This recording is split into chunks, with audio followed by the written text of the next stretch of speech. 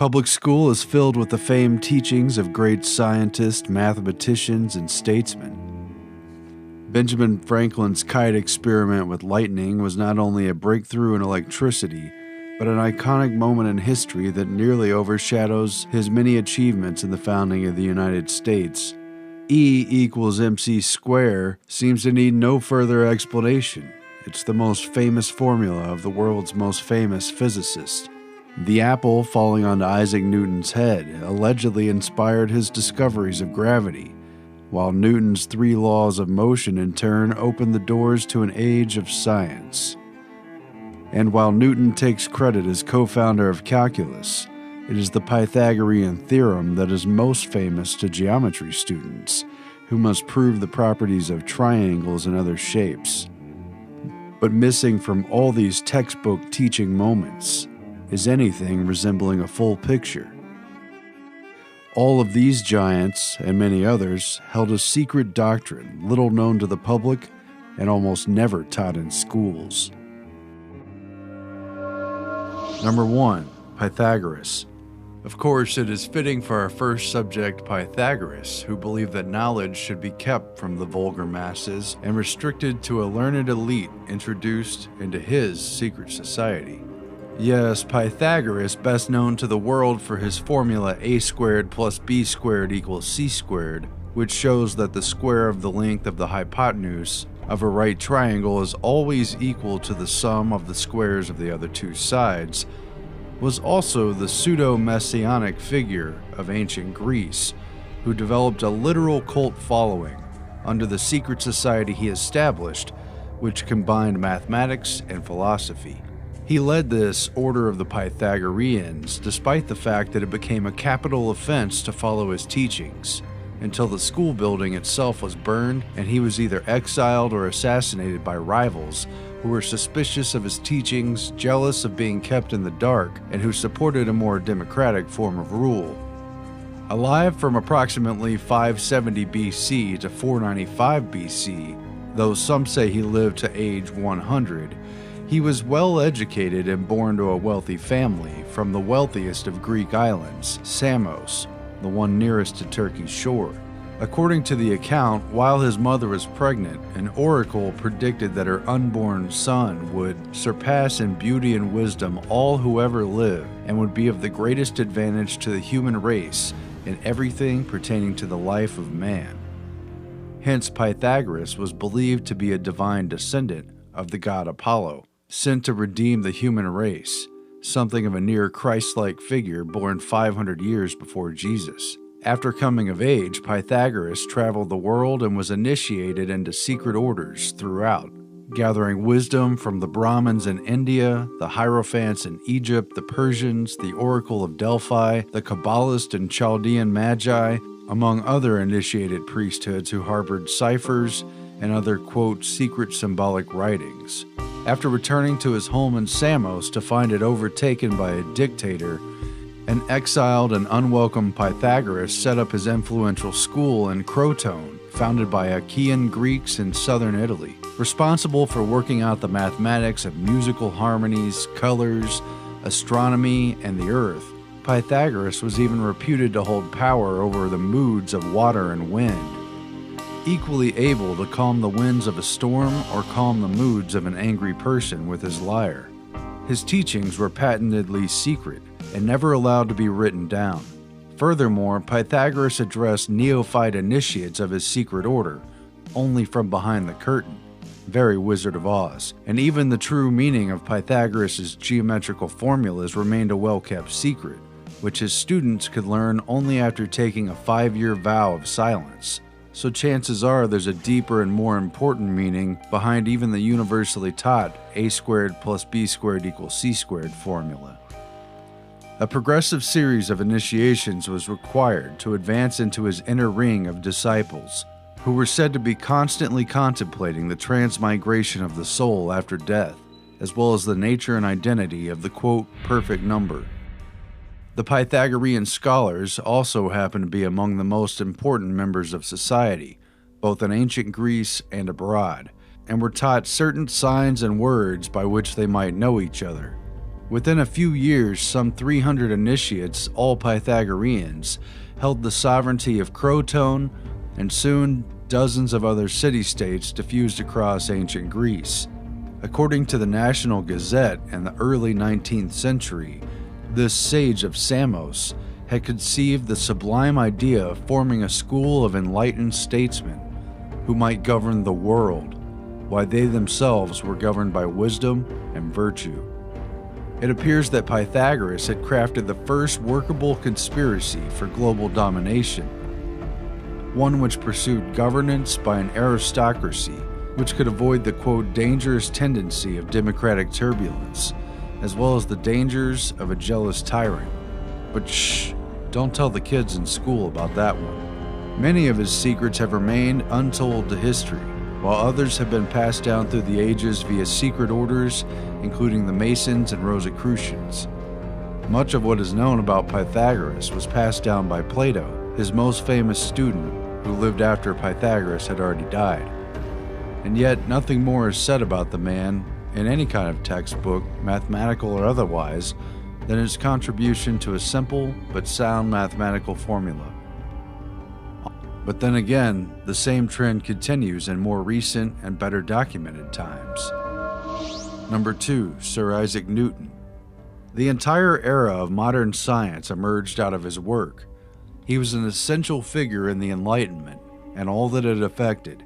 Sir Isaac Newton's 1687 book, Principia, aka Mathematical Principles of Natural Philosophy, which he wrote in Latin, is widely considered one of the most important works of all time, and it is said that it, quote, completed the scientific revolution. And yet, the quintessential icon of modern science was also more deeply steeped in the supposedly unscientific practices of alchemy and the occult than almost any other person in history.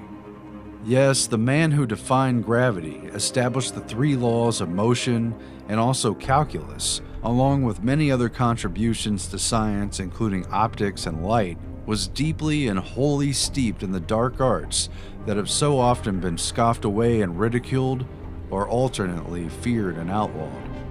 According to the New York Times, Sir Isaac had a whole other full-time career, a parallel intellectual passion that he kept largely hidden from view, but that rivaled and sometimes surpassed in intensity his devotion to celestial mechanics.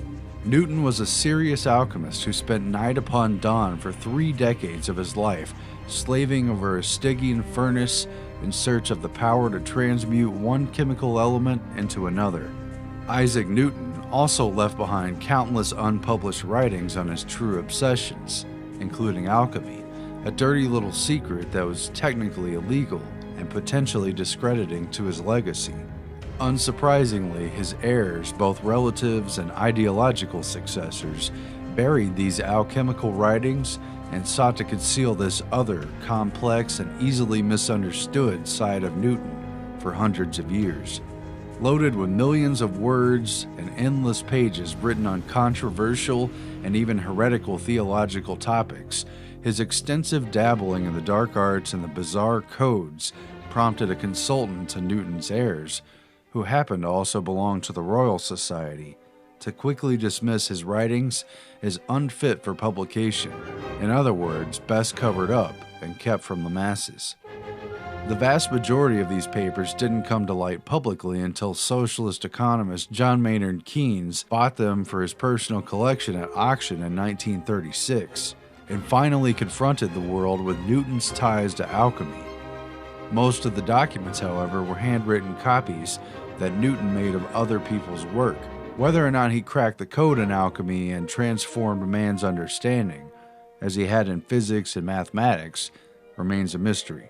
However, certain papers that he left behind shed a curious light on his quest for the Philosopher's Stone. The Chemical Heritage Foundation recently purchased a manuscript written in Newton's hand that it published in full online. As phys.org reports, quote, "What is intriguing about the manuscript is that the main page is a recipe, hand-copied by Newton, that describes a method of creating sulfic mercury, a supposedly necessary ingredient for making the Philosopher's Stone." Newton then added notes to the text and later apparently turned the document over and used the blank side to write a procedure for subliming lead ore, an endeavor that he apparently worked on for many years, once again as part of his desire to make the Philosopher's Stone. This Philosopher's Stone, the one sought after by mystics and supposedly obtained by the Rosicrucians, could turn base metals into gold and even unlock the secrets of time and immortality. Newton was often publicly accused of belonging to the Rosicrucian order as well as to the Freemasons, as were many others of the elite Royal Society, while Newton was arguably, but unprovably, one such learned initiate.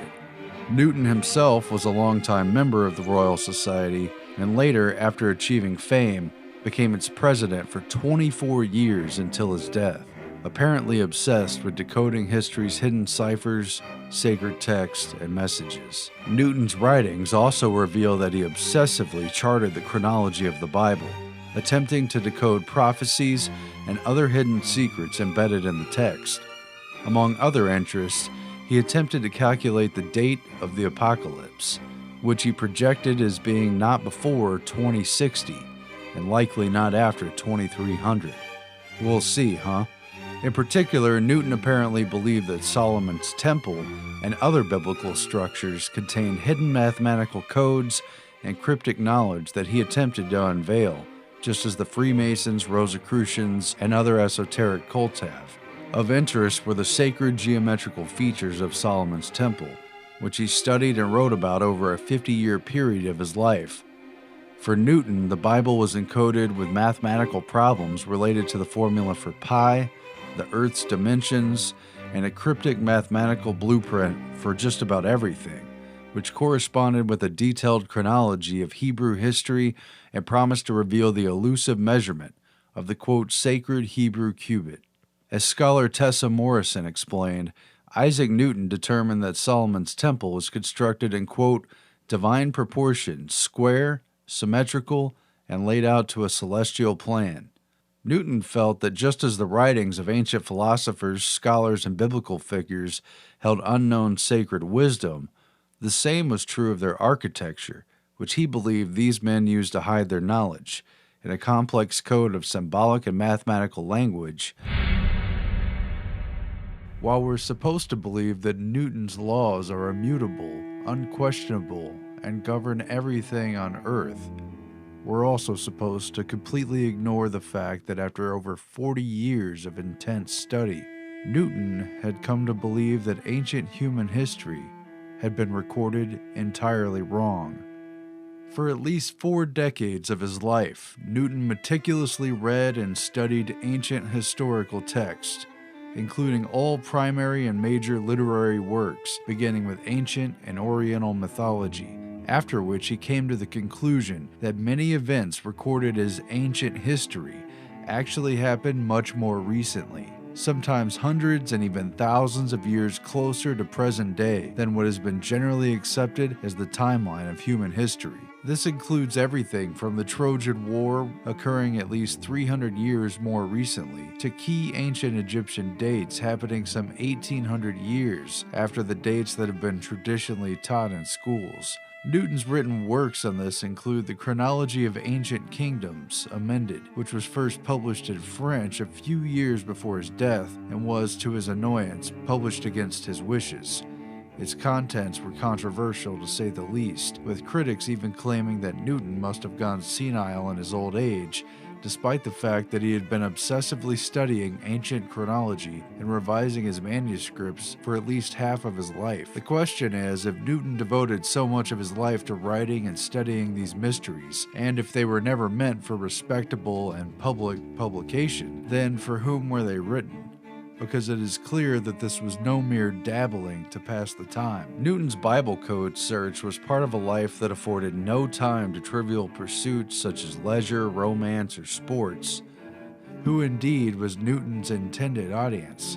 Was there a secret patron for this darker side of his scientific and mathematic arts?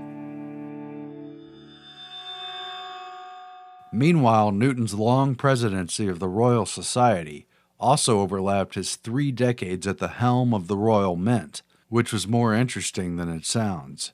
especially since his appointment to the position was intended to be largely a cushy job in name only, but was instead taken deadly serious by Newton.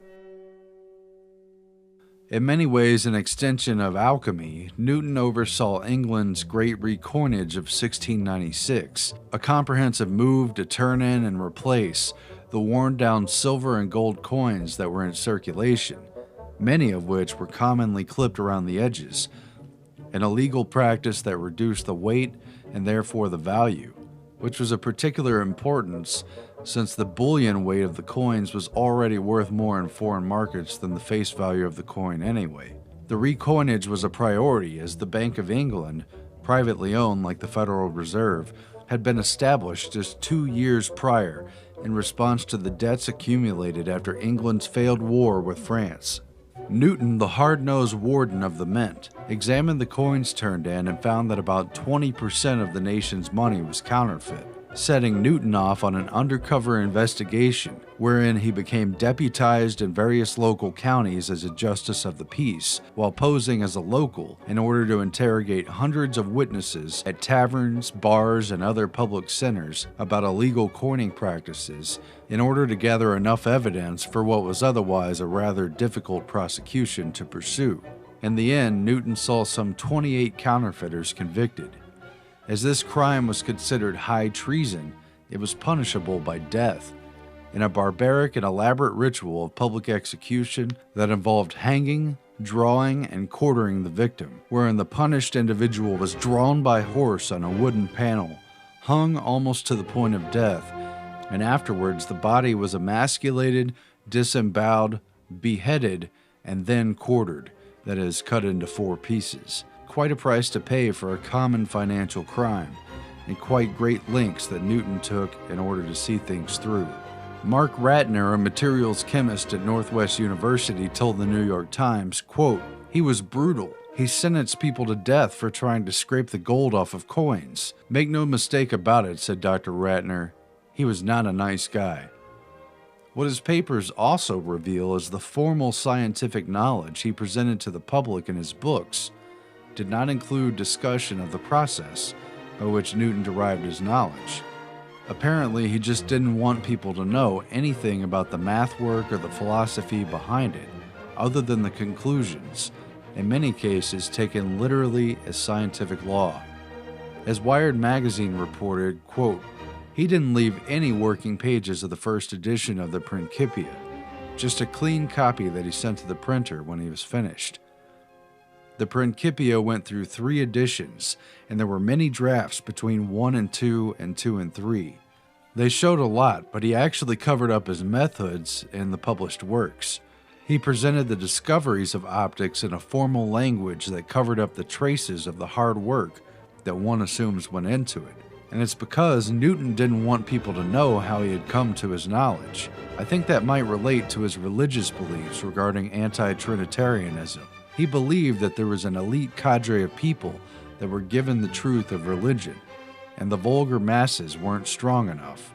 End quote. So ultimately, Newton, a trusted knight of the crown and a scion of establishment science, held the same view as Pythagoras, that the truth should be confined to a chosen few who've proven themselves worthy, and everyone else be damned.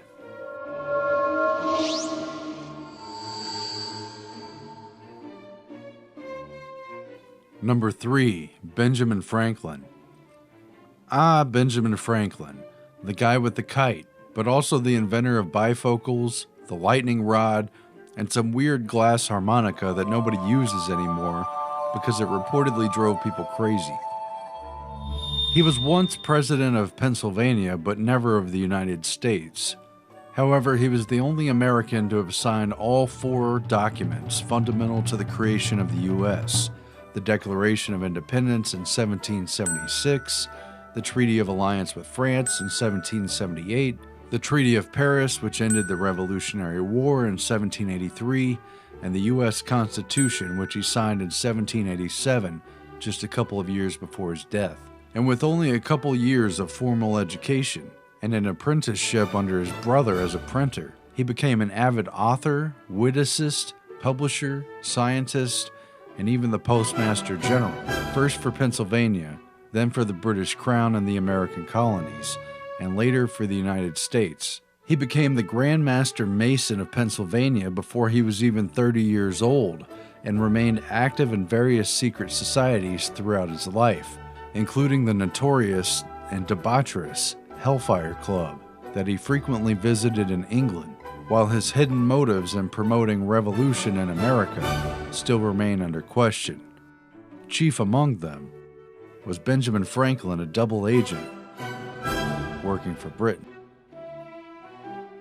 Former CIA Director Allen Dulles himself admitted that Franklin was a spy master, for the Americans anyway, and while negotiating for a key alliance with France, he was supposedly maneuvering his spies in Britain and was continuously knowledgeable of fresh reports from military generals concerning the situation in the American colonists as it was told to the king, even as he himself was surrounded by spies and informants in Paris.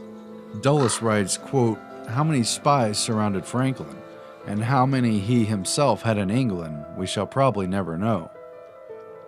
One such spy was Edward Bancroft, another American who was Franklin's chief assistant in Paris, and who was outed by the British a century or so after the Revolution as one of their top assets and a close confidant of Franklin's.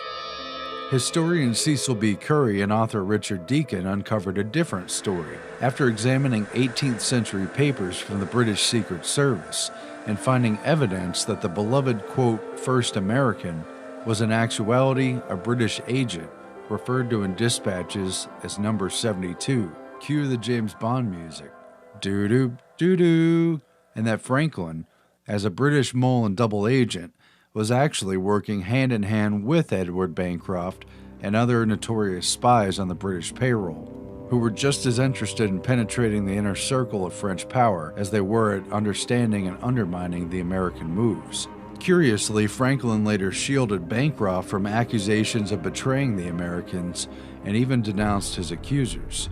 Moreover, Richard Deacon alleges that the Hellfire Club, to which Franklin belonged and frequently attended during his extensive time in Europe, was more than just a secret society orgy site for wealthy rakes that met underground in a cave beneath a church where they conducted mock satanic rituals and wore monk robes and masks while cavorting with prostitutes who called themselves nuns. The Hellfire Club was also cover for meetings between British spies and a secret weapon of British intelligence, which may partially explain the presence of the famed American scientist and diplomat, who was reportedly known there as Brother Benjamin of Cookham.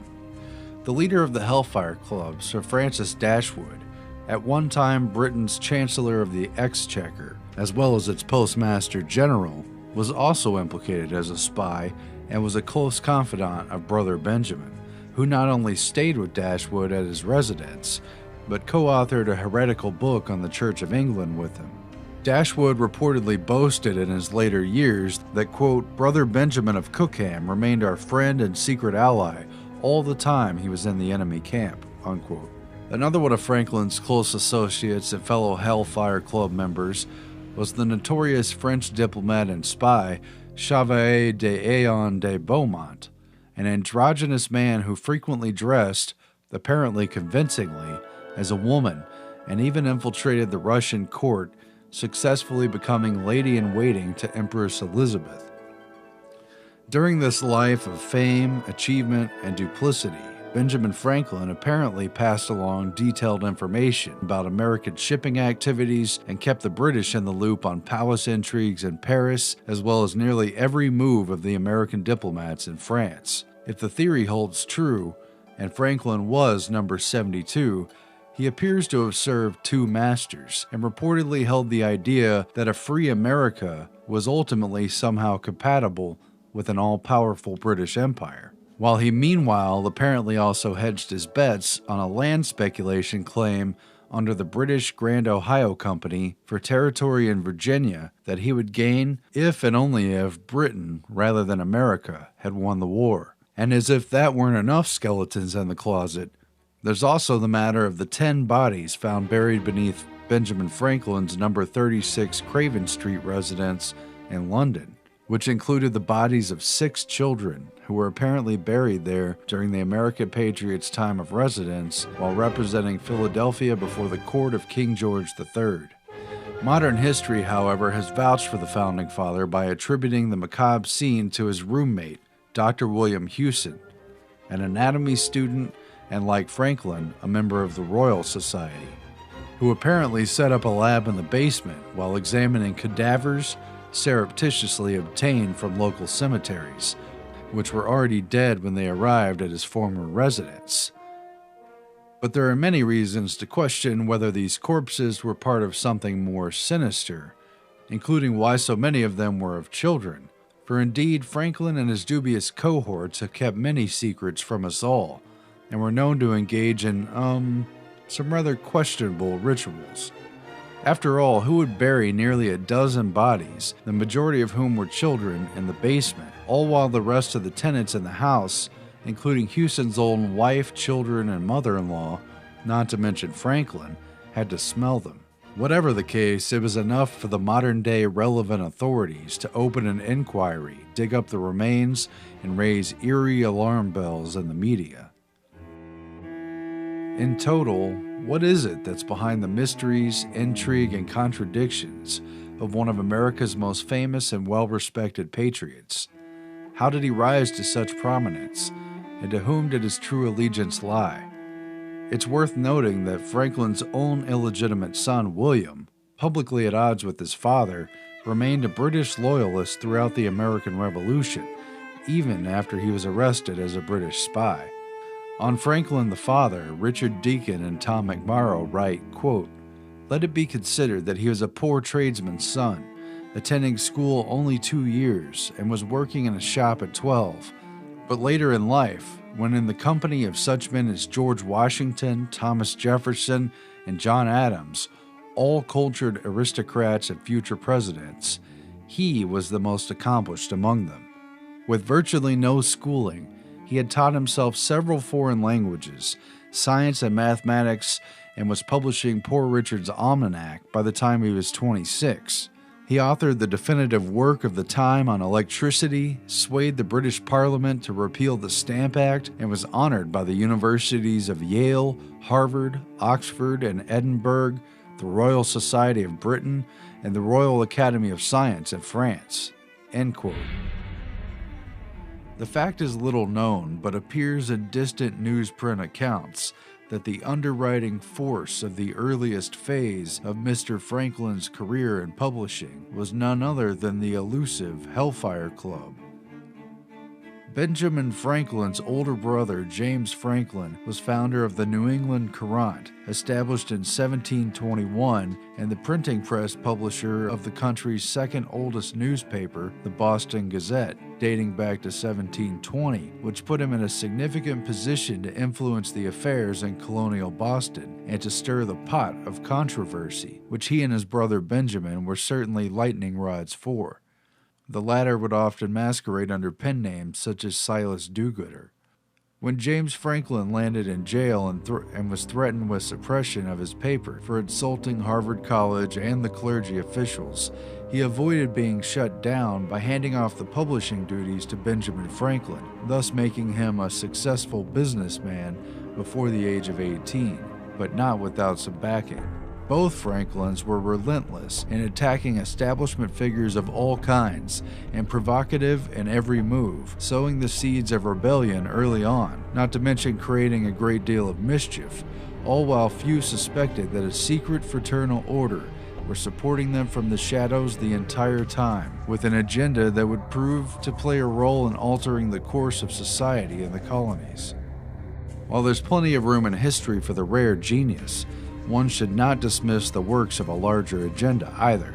It appears that the ciphers, secret dispatches, and even hidden ink messages were a staple of Franklin's life, and not merely the part of the plot of a Nicolas Cage American Treasure movie. How does that account resonate with the patriotic fervor of the 4th of July or the quaint accounts of Franklin as a lovable, witty, and jolly elder statesman that all Americans feel in the course of their bloodstream? Of course, such a man as this is too much a giant of history to question. and too nuanced to pick apart. Number 4. Albert Einstein. Even Albert Einstein, the 20th century's most famous and celebrated scientist, had his ties to the occult. In particular, it is clear that Einstein was intimately familiar with one of the best-known esoteric personalities, a self-professed spirit medium and the co-founder of the Theosophical Society, Madame Helena Blavatsky. In fact, according to multiple sources, including his own niece, Einstein always kept a heavily annotated copy of Blavatsky's The Secret Doctrine, published in 1888, on the desk in his study and promoted it to his colleagues. Journalist Jack Brown paid Einstein a visit at his home and saw the book on his desk and asked Einstein about it, prompting Einstein to read a few passages aloud, after referring to it as the Bible of the Theosophist. Some believe that Einstein's intense study of Blavatsky's work is the true source of his inspiration for E=mc². Whatever it was, it certainly wasn't decades of experience or an encyclopedic understanding of scientific literature. Einstein was only 26 years old in 1905 when he wrote his Annus Mirabilis papers, a miracle year during which he not only derived the infamous E=mc² theorem, but during which he also published 5 key articles that would contribute substantially to what is today modern physics and completely change scientific history. During what was considered his most productive year ever, he came up with the theory of special relativity, mass energy equivalence, from which E=mc² is derived. He analyzed Brownian motion of microscopic particles in liquid and figured out the photoelectric effect, which was the paper that eventually won him the Nobel Prize in 1921. By all appearances, 1905 was a miracle year indeed, as Einstein apparently lacked access to sufficient scientific reference materials and had only his training at the Zurich Polytechnic School to draw from, as well as his own books and an informal study group to fall back on. He had, however, worked in the Bern, Switzerland Patent Office as a bureaucrat since 1902, his first real job. Perhaps a rather inspiring place to gather ideas, indeed. Wink, wink. How so many breakthroughs fell into Einstein's lap all at once remains a source of mystery and heated debate to this day. On the 20th anniversary of Einstein's death in 1975, Time magazine quoted physicist Richard Feynman as saying, quote, "I cannot understand how Einstein arrived at the intuition leading to E=mc², considering the level of scientific knowledge at the time in 1905. At any rate, even the most rigorous scientific minds cannot ignore the profound influence that rather unscientific pursuits have had on the most celebrated and important developments over the past 4 centuries, and even before. And perhaps there is much more to the story than we know."